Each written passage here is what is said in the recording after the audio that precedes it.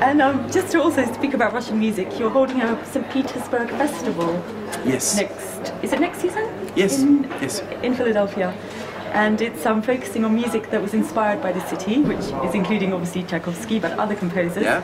So what is, apart from Tchaikovsky, what's the attraction for you to Russian repertoire? Because it seems to be very strong.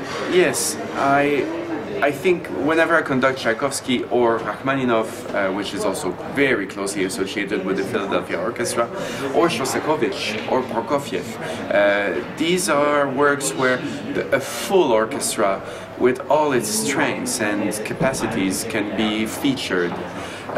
There is also the Russian soul, which is very deep and can be a wonderful territory, not only for us musicians to express our feelings, but I believe for listeners to be a catalyst of any emotions or feelings we have individually. And that's why symphonic music is so wonderful, because 2,000 people can listen at the same time in the same room to that music, and particularly in Russian repertoire, and have very different feelings because they relate differently to it. And this is why it's always been a favorite repertoire of mine, and it will stay, of course, for years to come.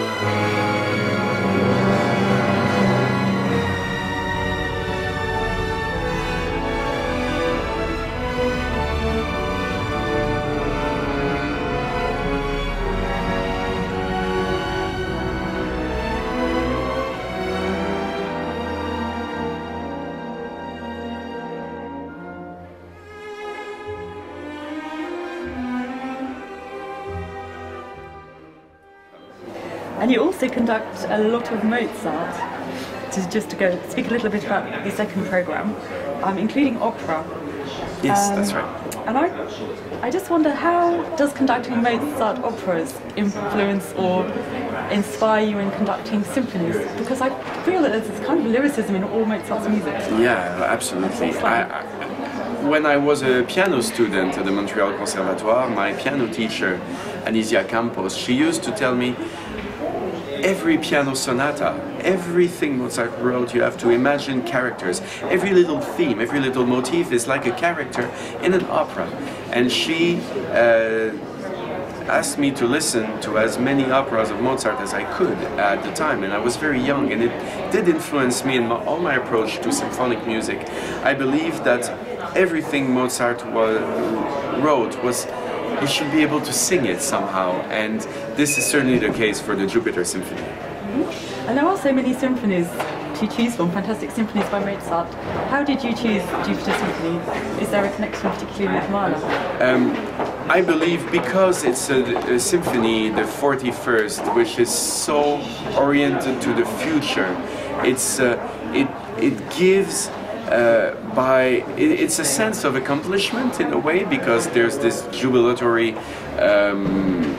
fugue, but also the complexity of the writing of the finale of the fugue, and the real lyricism and the search for colors in the second movement, and also some of the darker areas of the development of the first movement. All of this to me is something that it's a gift that Mozart is giving to the world for its future. And then Mahler, like many composers afterwards, will take that and bring it further. And this is why I decided to choose it in combination with Mahler. And also because it has the advantage, unlike the 40th Symphony, which is also one of my favorite and wonderful, but the 40th doesn't have timpani, for example, or doesn't have trumpets. So I wanted also to be able to feature the whole orchestra, or not exactly the whole orchestra, but a bigger representation of the Philadelphia sound, even in Mozart.